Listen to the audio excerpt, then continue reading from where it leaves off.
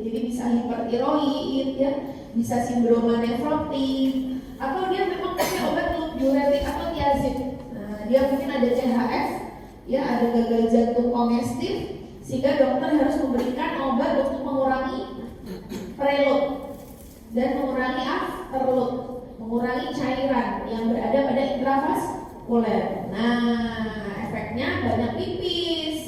Dari banyak pipis ternyata kaliumnya ikut keluar bersama urin. Nah, akhirnya terjadilah periodic paralisis hipokalemi ya. Atau diinduksi obat-obat seperti gentamicin, amfetrisin B, alkohol bisa juga ya.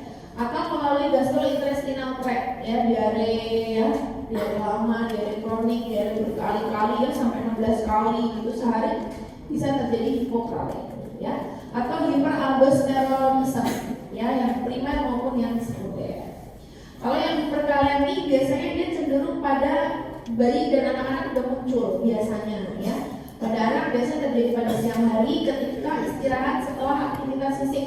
Nah, bun aku habis sepak bola, tidur gitu ya, bangun-bangun terjadi kelemahan ya. Setiap serangan bisa didahului adanya sensasi berat dan kaku-kaku pada otot. Faktor pencetusnya setelah ya, istirahat setelah aktivitas, cuaca dingin, lapar, stres emosional, dan pemberian kalium. Umumnya mengenai anggota berat bawah, tetapi ekstremitas atas dan otot-otot leher juga bisa terkena, gitu ya. Kalau yang ini biasanya lebih singkat ya, hiperkalemi. Lama serangan lebih singkat ya, kurang dari 60 menit. Bisa dicegah dengan konsumsi karbohidrat setelah aktivitas fisik justru. Kalau yang hiperkalemi, kadar kalium serum meningkat ringan selama serangan, tetapi pada beberapa kasus pernah dilaporkan juga normal atau kita sebut periodic paralysis normokalemik ya. Pada biopsi otot cenderung tidak khas. Kalau kita lakukan EMG bisa didapatkan myotonia ya, jadi kalau kamu ditanya, maka pemeriksaan penunjang yang dapat dipilih pada kasus di bawah ini adalah EMG. Oke. Ini juga kita berikan KCL ya, bisa untuk membangkitkan serangan ya, atau tes provokatifnya. Kalau akutnya terapi justru kita kasih kalsium glukonat ya, atau garam ya, atau NaCl intravena ya. Oke. Nah, kalau yang sekunder biasanya bisa disebabkan oleh ini deh ya, CKD atau gagal ginjal kronik. Kemudian dosis tinggi pemberian S inhibitor ya, ramipril, inhibitor captopril, ramipril dan lain-lain ya. Pril ini bisa memicu terjadinya periodic paralysis hiperkalemi. Kemudian pemberian suplementasi K berlebihan juga bisa. Kemudian pada para myotonia kongenital juga bisa terjadi. Nah, ini ya. Jadi kalau dia hipokalemi, maka kita berikan KCL ya. Kalau dia hiperkalemi berarti kita berikan kalsium glukonat atau glukosa ya. Untuk abortifnya, untuk profilaksisnya kita justru berikan intake karbohidrat tinggi. Kalau ini kita berikan natrium dan karbohidratnya cukup aja, jangan banyak-banyak ya. Oke, kalau yang sekunder kita terapi menurut underlying disease-nya apa. Kalau dia CKD, maka CKD-nya kita tata laksana, apakah butuh HD dan lain-lain ya, seperti itu. Oke, biasanya ini adik-adik ya, tonusnya kalau dia ini kan LMN ya, maka cenderung tonusnya yang menurun ya. Ini perbedaan MN dan LMN ya, jadi harus dipahami. Oke. Ada pertanyaan untuk periodic paralysis? Cukup jelas? Oke, kita lanjut ke berikutnya. Yang siringomieli, siringomieli dan siringobulbi ini memang cukup jarang ya adik-adik, tetapi pernah kita temui ya, ada pasiennya ada gitu ya. Ini adalah spinal cord pathway, jadi ascending ya, jangan lupa adalah yang naik ke atas ya. Setelah descending adalah trakus-trakus yang turun ya, corticospinal lateral ya dan lain-lain. Kalau yang naik adalah lateral spinocalamicus ya. Nah, siringomeli adalah keadaan di mana ada kavitas yang berisi cairan atau siring pada medula spinalis dan menyebabkan destruksi medula spinalis bahkan brainstem. Nah ini ya. Jadi ada kavitas yang harusnya nggak ada, tetapi dia muncul, dia ada, kemudian dia berisi cairan, ya, ada di dalam medula spinalis. Kalau siringobulbi, adanya siring pada batang otak, ya, dan dapat menyebabkan gejala neurologis, biasanya perluasan siringomyeli. Jadi siringomyeli yang terletak di brainstem biasanya disebut siringobulbi. Kalau siringoencephalus adalah siring yang melampaui medula oblongata sampai ke sentrum semi oval, jadi cenderung lebih naik, ya, cenderung lebih ke atas. Nah, jadi ini ya, prevalensinya cukup jarang, ya, 8,4 kasus di antara 100.000 orang. Paling sering munculnya antara 30-40 tahun, paling banyak di servikal, paling banyak laki-laki daripada perempuan. Nah ini ya, jadi ini kayak ini muncul nggak sih? Nah, jadi ini adalah kistanya, ya, terisi cairan, ya. Jadi seperti kista terisi cairan, dan kalau dia ada di sepanjang medula spinalis tentu saja akan menimbulkan gejala neurologis, ya. Terjadi akibat adanya lesi yang mengganggu aliran cerebrospinal fluid, ya, atau LCS melalui beberapa mekanisme di bawah ini. Biasanya terjadi komunikasi antara ventrikel 4. Nah, kita kemarin udah bahas tuh, ya, tentang ventrikel, ya. Nah, ini dia adanya malformasi Arnold-Chiari. Jadi paling banyak adalah malformasi Arnold-Chiari. Jadi obstruksi yang terjadi pada LCS. Nah, karena LCS tidak bisa lewat dengan leluasa, dia akhirnya cari jalur lain. Nah, terbentuknya siringomyeli. Atau ada akibat jaringan paling pada arachnoiditis. Nah, berarti pernah ada itis, pernah terjadi infeksi atau inflamasi pada selaput meningen, utamanya arachnoid. Bisa juga masa patologi, ya, kista arachnoid, occipital encephalokel, tumor spinal seperti extramedullary intradura atau extradura, ya. Jadi ada dua, yang dengan komunikasi dengan ventrikel 4 atau yang tanpa komunikasi, ya. Nah, yang non communicating ini dia lebih banyak, lebih dari 50%. Nah, bisa juga paling sering spinal cord injury. Nah, jadi beberapa persen itu muncul karena trauma pada medula spinalis, ya. Pernah jatuh dari pohon, pernah kecelakaan lalu lintas, pernah dipukul mantan pacarnya. Aneh banget, ya.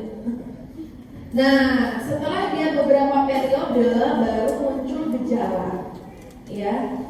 Biasanya hyperextension injury dari leher, ya.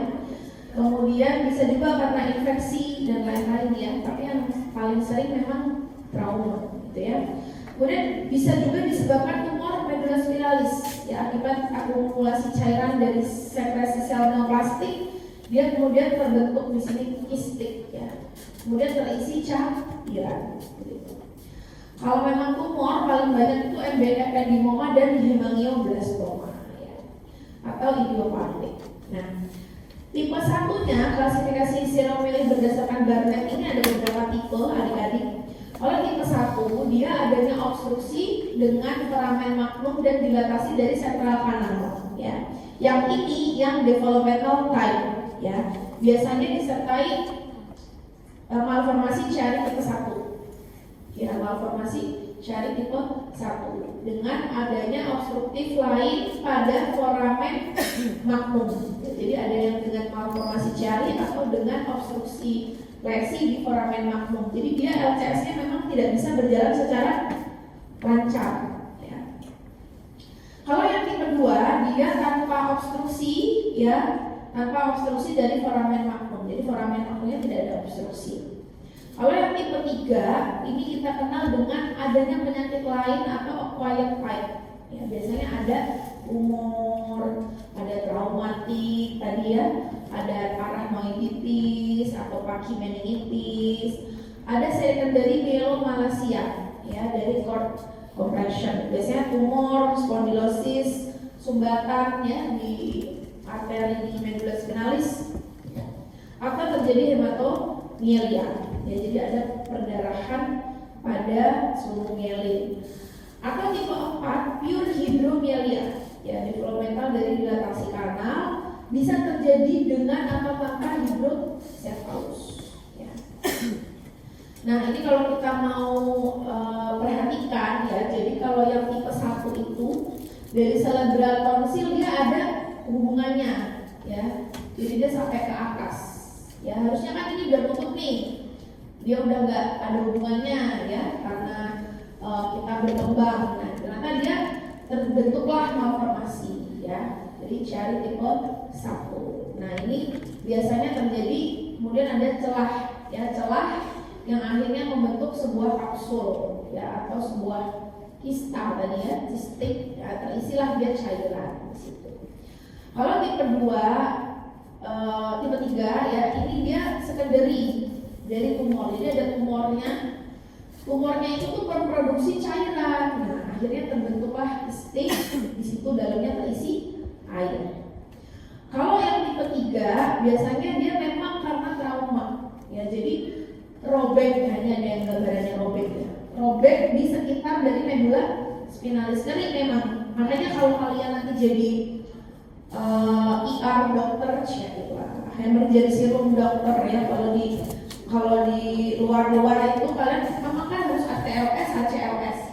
Kalian kalau menemukan traumatic patient itu nggak boleh sembarangan ngangkat, harus lock roll ya, karena kalau dia lehernya ada injury cervical nih bisa terjadi ini robek ya, robek dari spinal. Jadi kalau ngangkat harus kalian pasang cervical collar dulu, terus pindahnya selalu dengan hitungan ya, count on me 1, 2, 3 ringan ngangkat. Nah itu kan apa, kita di ruangan manapun ya, di IGD, di ICU, di OK, di cath lab ya, selalu beda-beda pasien tuh. Nah itu selalu pakai hitungan kalau pasiennya, terutama pasien-pasien trauma ya, kita nggak boleh sembarangan aja pindah-pindahin gitu ya, karena cervical sangat penting. Sebelum kita tahu dia aman, cervicalnya harus kita hati-hati ya. Nah ini adalah yang patofisiologinya dari beberapa teori ya. Kalau teori Gardner dia ada water hammer ya, jadi transmisi pulsatil melalui sambungan antara ventricle 4 ya dengan kanalis centralis ya, akibat foramen Maggiobinya terblok ya. Jadi dia foramen Maggiobinya terblok, akhirnya dia cari jalur lain kan. Nah jalur lain ternyata terbentuk siring di situ ya. Yang kedua adalah teori William, perkembangan siring mengikuti perbedaan tekanan antara intrakranial dan spinal ya. Jadi foramen magnumnya itu dia terjadi penutupan ya, penutupan katup, sehingga ada perbedaan tekanan juga, akhirnya terbentuklah siring ya. Jadi teori yang berkembang. Nah ini jadi kalau teori Gardner dia kan ini kok jalurnya nggak lebar gitu ya, akhirnya dia di sini tekanannya gede tapi kok jalurnya sempit, akhirnya dia melebar sendiri. Nah akhirnya dia terbentuklah kapsul ya gitu. Nah pada saat tekanan kembali pun sama, akhirnya dia gimana nih, dia mau balik ke atas tapi sempit ya kan, akhirnya dia turun lagi ke bawah. Nah, akhirnya dia makin banyak menumpuk, terbentuklah si siring ya. Kalau yang teori William ini ya, jadi dia foramen Maggiobinya yang katupnya sulit ya, akhirnya dia bulat di sini ya, bulat di sini balik lagi ya, karena tekanan yang di bawah mau ke atas tinggi. Nah, tapi lewatnya di sini cuma dikit kan, akhirnya dia reflux ya, reflux turun lagi ke bawah. Akhirnya di sini terbentuk kumpulan cairan ya, di mana cairan itu kan mengikuti empatnya ya. Jadi kalau di sini dia mau naik nggak bisa ya kan, akhirnya dia putar balik lagi gitu, karena tekanan yang tinggi. Nah gambaran kliniknya biasanya sangat sering terjadi di cervical ya adik-adik, karena dia biasanya dari tengah ya kemana-mana, bisa macam-macam gejalanya. Kalau dari perluasan kavitas ke anterolateral menyebabkan tekanan dan destruksi dari kornu anterior. Kornu anterior maka akan kornu anterior maka akan kelemahan ya, kelemahan dan kelumpuhan dari ekstremitas superior ya, tangan, lengan, bahu ya. Kalau dia ekspansi ke lateral, barulah dia memunculkan spastisitas sama hiperrefleks di bawah level lesi ya. Kalau ke lateral maka bisa juga ya spinothalamikusnya kena nih ya, maka dia akan timbul baal ya, kebas, ringgingan ya.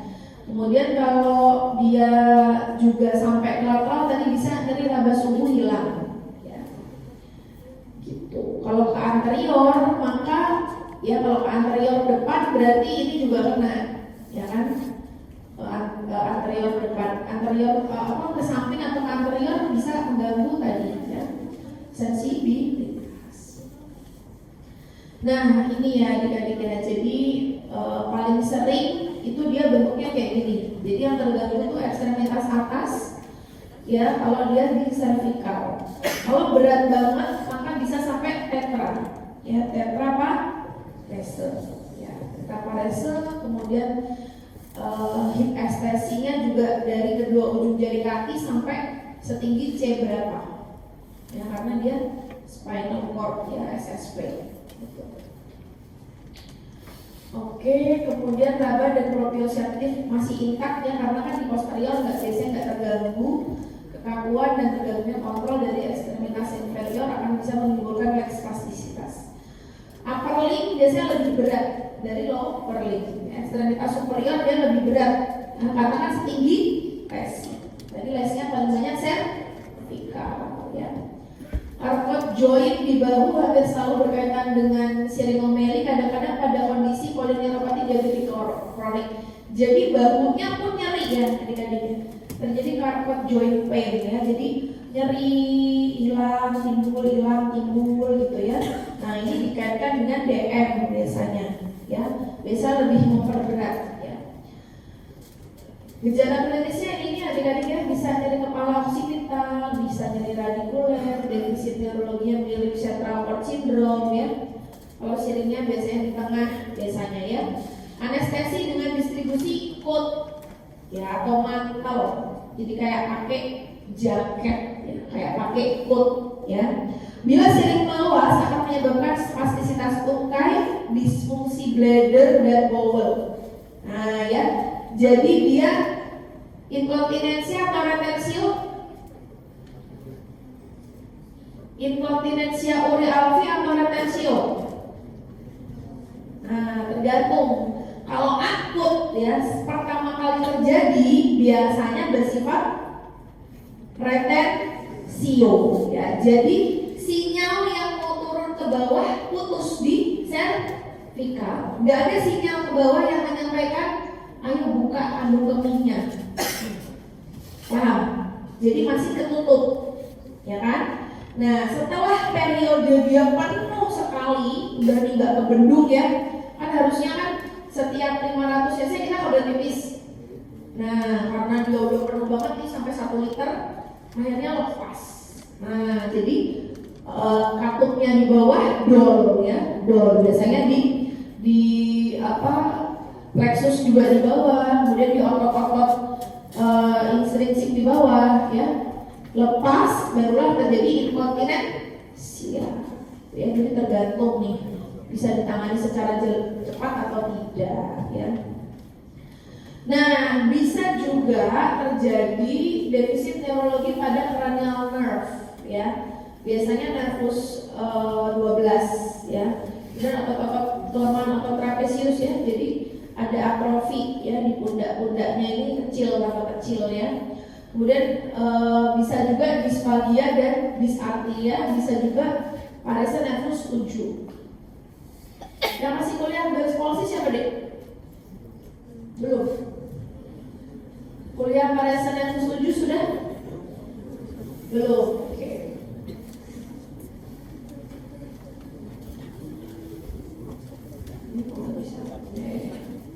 Ya, jadi paling sering ya adik-adik ya, ini ya kalau dia di trapus pneumotalamus bisa terjadi anestesi ya. Kalau di korno anterior dan trapus kortikospinal dia terjadi paraparese tipe UMM. Untuk yang di ekstremitas bawah, yang di ekstremitas atas RMM ya, setinggi sifatnya LMN ya. Kemudian kompresi pada fiber hipotalamus juga bisa terjadilah sindrom Horner ya. Jadi ada gangguan otonom juga ya dari keringat di wajah dan juga dada ya. Nah, pemeriksaan fisiknya kita lakukan motorik ya lengkap. Kemudian kita cek adakah paraparese, hiperrefleks, refleks Achilles ya. Kemudian pemeriksaan nervus cranialis lengkap. Kemudian sensoriknya biasanya cape like sensitivity hyposensitivitas ya, hiposensibilitas atau HIPSSI tadi ya, yang kayak pakai coat atau cape ya. Kemudian otonomnya kita periksa fungsi BAB dan BAK ya, dan apakah ada Horner syndrome. Nah, pemeriksaan utamanya adalah MRI jadi ya, MRI dengan kontras. Nah ya, ketemu di dalam medula spinalis, ini medula spinalis ya, ada sebuah selubung panjang yang berisi cairan ini ya. Nah ini siringnya gitu. Nah ini siringnya setinggi C 1, 2, 3, 4 ya, C 3, 4 sampai nih ya berapa? C 7 sekitar itu. Kemudian tujuan utamanya untuk tata laksana, kalian gampang aja sih kalau ini harus segera rujuk ya. Bisa ke spesialis saraf ataupun spesialis bedah saraf ya. Ini kalau kalian kasih dulu NSAID, masa relaksan, antikonvulsan, opioid dan antidepresan kan. Kemudian di fisioterapi. Oke, ada pertanyaan? Ini berbagai macam ya adik-adik, dari yang kecil ya, paling kecil lagi macam-macam ya. Ini dia setelah dioperasi, 1 tahun setelah operasi ya, dia bisa memperbaiki ya. Nah ini terjadi resolusi ya, a slow process ya. Jadi di yang ini dia di gambaran A ini sebelum operasi nih, besar banget ya. Terus habis itu dia setelah sebelum dioperasi ya, ternyata dalam 3 bulan dia udah hilang ya. Disappeared by 3 months after surgery ya.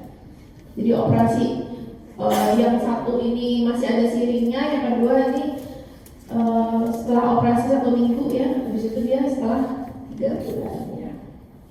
Oke, ada pertanyaan? Cukup? Oke, kita lanjut ke yang ketiga, ALS. Nah, ALS ini cukup serius juga ya adik-adik ya. Jadi sebagian besar tidak terdiagnosis dengan tepat dan dia chronic disease ya. Jadi memang jarang, 2,5 orang ya per tahun ya, 6 per 100.000 populasi. Globalnya juga sangat sedikit. Laki-laki lebih banyak daripada perempuan, tapi perempuan tetap ada ya. Orang kulit putih dikatakan lebih banyak dari kulit hitam, rata-rata usia onset 50 tahun atau elderly ya, maksudnya udah 40-an gitu ya, sampai tua. Lah ini pemain baseball terbaik New York itu ternyata meninggal Lou Gehrig ya karena ALS. Nah, ALS adalah definisi dari kronik progresif ya, yang terjadi degenerasi neuron motorik pada kornu anterior medula spinalis, inti-inti motorik batang otak, dan degenerasi pada tractus corticospinal ya. Gambarannya adalah UMN dan L. Nah ini adalah kunci, yes, kunci. Jadi pada satu orang dia muncul gambaran UMN ya, jadi refleksnya meningkat, patologinya muncul, tetapi bersamaan dengan itu dia ada tanda-tanda LMN. Seperti apa? Atrofi otot ya, kemudian mengecilnya otot-otot besar ya, misalnya apa? Trapesius ya, skapulanya sampai terjadi winging skapula ya, skapulanya menggantung. Nah itu ya pada ALS. Beberapa kemungkinan ada infeksi virus kronik atau virus polio yang laten, mood mutasi genetik ya paling banyak memang ALS familial ya, berhubungan dengan kromosom 21 pada gen SOD1. Kemudian toksin ya, keracunan logam tertentu. Kemudian mineral ya, sama jenis antara ALS dan hiperparatiroid, ada defisiensi fosfat ya, dan defisiensi kalsium. Kemudian ada higher level of glutamate ya, atau toxicity, trauma maupun nutrition intake yang rendah. Familial hanya 5-10%, paling banyak sporadik ya, atau tidak diketahui atau idiopatik. Dan mean survivalnya sangat rendah ya, hanya 4 tahun. Nah, beberapa variabel ALS ini sangat banyak ya adik-adik ya, sangat banyak. Kalian nggak perlu harus ingat, tapi harus tahu ALS seperti apa gambarannya ya. Ada yang frontal dementia, berarti disertai atrofi lobus frontal ya, biasanya dia ada gangguan memori, kognitif ya, sering lupa-lupa. Kemudian ada gangguan bahasa ya, untuk yang frontal demensia. Untuk yang pseudobulbar palsy biasanya ada gejala kortikobulbar ya tadi ya. Mungkin ada bicara pelo, ada mulut merot ya, ada kelumpuhan nervis cranialis. Kalau progresif bulbar palsy biasanya kelumpuhan progresif otot-otot yang di saraf kranial tapi sifatnya LMN. Ya, jadi kalau pada nervus 7 dia perifer, pada nervus 12-nya perifer begitu ya, karena dia sifatnya LMN. Kalau yang primary lateral sclerosis biasanya jika tractus corticospinalis saja terkena, karena gejalanya muncul hanya kelumpuhan MR. Kemudian ada progresif muskular atrofi, biasanya sel-sel kornu anterior juga terganggu, hanya muncul gambaran kelumpuhan LMN ya. Tapi ALS yang nyata itu kelumpuhannya UMN dan LMN ya. Jangan lupa. Jadi ini tadi ya, ada glutamate excitotoxicity, oxidative stress, COD yang meningkat ya, genetiknya tadi ya, artinya itu. Nah, ada Japanese classification, ada mild, moderate, severe ya. Kalau mild itu dia masih bisa nih kerja atau ngerjain kerjaan rumah gitu ya. Kalau 3-4 dia sudah butuh bantuan ya untuk melakukan aktivitas sehari-hari ya, BAB, BAK, makan itu susah dia. Presence of respiratory insufficiency, jadi dia udah ada gangguan nih di saraf di respiratorinya ya, butuh oksigen, dia dahaknya nggak bisa keluar gitu ya. Kalau yang severe dia sampai udah butuh tracheostomy atau ventilator ya. Untuk yang gejala klinisnya, untuk bulbar onset ini biasanya ada di disfagia, dysarthria, dan emotional liability ya. Jadi dia mulai ada nih bicara pelo ya gitu, kemudian sulit menelan gitu ya. Kalau yang LMN ini biasanya dia pada ekstremitas, ada kelemahan. Adik-adik harus pahami ya, kalau kita tulis kelemahan itu nggak selalu kelemahan ya, bisa apa? Sering terjatuh, sering menjatuhkan barang, sering tidak bisa naik tangga. Nah itu kata-kata di skenario yang artinya ada kelemahan nih. Tapi pembuat soal ingin menunjukkan bahwa kelemahan itu tidak selalu ditulis kelemahan. Nah, bisa tulisnya berupa sering jatuh, membawa barang sering terjatuh dan lain-lain ya. Oke. Kemudian pada stadium lanjut biasanya ada sesak ya, dyspnea, kemudian ada kegangguan ambulasi ya, jadi tidak bisa berpindah tempat ya, tidak bisa berjalan dan lain-lain ya. Kemudian kehilangan kemampuan berbicara dan menelan, tidak selalu ada defisit sensorik ya, tidak ada.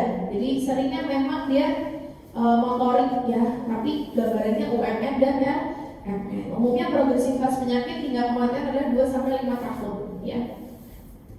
Kalau di stadium akhir biasanya kita udah temuin ini ya, ada demensia, ada distress respiratory ya, atau kegagalan pernafasan, ada pneumonia aspirasi ya, karena dia nggak bisa nelan tadi ya, biasanya seringnya gangguan menelan ya, jadi bisa terjadi pneumonia aspirasi. Kemudian nervus oculomotor dari otot-otot ekstraokuler terkena ya, jadi bisa diplopia ya, bisa matanya proptosis dan lain-lainnya, bisa menyerupai lock-in syndrome. Jadi melek tapi nggak bisa merespon, nggak bisa menerima respon, nggak bisa merespon ya. Jadi seperti vegetative state tapi berbeda ya. Kemudian ini ya sering diawali dengan kelumpuhan pada lengan dan tangan ya. Kemudian di tungkai juga bisa, kemudian unilateral disertai kesulitan bicara dan menalar. Kemudian kelumpuhan secara lambat meluas ke seluruh tubuh. Nah ya, biasanya disering dysarthria dan dysphagia. Juga bisa disertai drooling. Ya, drooling itu nge-chest. Ya, nge-chest itu kenapa sih orang kok bisa nge-chest? Karena dia kemampuan menelannya hilang. Sebenarnya kalian nggak sadar ya, kalian ini sedang menelan loh. Sambil dengerin saya ngomong, ya, ludah kalian tuh terproduksi banyak banget, tapi kalian nggak nge-chest kan? Nah itu karena saraf menelannya bekerja dengan baik. Nah begitu itu rusak, maka pasien akan keluar karena nggak bisa masuk. Ya. Kadang-kadang penderita tertawa atau menangis tanpa sebab yang jelas, jadi udah mulai rusak ya tadi di lobus frontalnya, gitu ya. Kemudian kalau patologi kita lihat dia neuron-neuron di korteks motorik hilang ya, terutama di kornu anterior medulla spinalis ya. Gangguan UMN dan LMN yang muncul bersamaan pada seorang pasien. Ya, gangguan UMN dan LMN yang muncul bersamaan pada seorang pasien ya. Biasanya untuk menegakkan diagnosis kita lakukan pemeriksaan EMG ya, elektromiografi, khas sekali akan muncul fibrilasi ya. Oke, ada pertanyaan adik-adik? Nah, jadi udah tahu bedanya ya. Siringomeli, siringobulbi, kemudian spondylosis cervical bawah, paraneoplastic syndrome ini tumornya di mana, tapi gejalanya di mana? Ya, jadi dia kayak kontrol remote control, itu disebut paraneoplastic syndrome. Misalnya tumornya di dada, tapi gejalanya kelemahan kedua kaki, ya itu paraneoplastic syndrome. Jadi biasanya terjadi tumor paraneoplastik, dia tumornya di organ yang tidak memunculkan gejala justru. Ya, jadi gejalanya di mana, tumornya di hiperparathyroidisme. Bayangkan sampai sekarang belum ada obat yang dapat menyembuhkan ALS ya. Ada obat tapi satu ampulnya itu 60 juta apa ya? Dan butuhnya sekitar beberapa ampul. Jadi sampai 6 sampai 12 ampul ya. Jadi beberapa ratus juta sampai miliar, 300 sampai berapa miliar. Dan itu pun hanya buying time ya. Bukan untuk menyelesaikan persoalan, dia hanya untuk memperlama degeneratifnya, tapi nggak ada kesembuhan. Yang masih dikembangkan stem cell, nah dan sekretum ya, tapi juga belum ada result yang menjanjikan untuk ALS. Oke, nah ini ya Riluzole sama Edaravone yang mulai ada, harganya amazing dan tidak di cover BPJS, saking mahalnya BPJS nggak mau cover. Oke, ada pertanyaan adik-adik? Cenderung sulit ya kalau ALS untuk survive ya. Jadi survival lebih dari 5 tahun aja hanya 28% ya. Jadi semua orang yang sakit ALS. Jadi rata-rata dia dalam 3 tahun tidak ada masalah. Oke, ada pertanyaan adik-adik? Udah bisa ya membedakan ya? Bisa ya membedakan ya? Pas.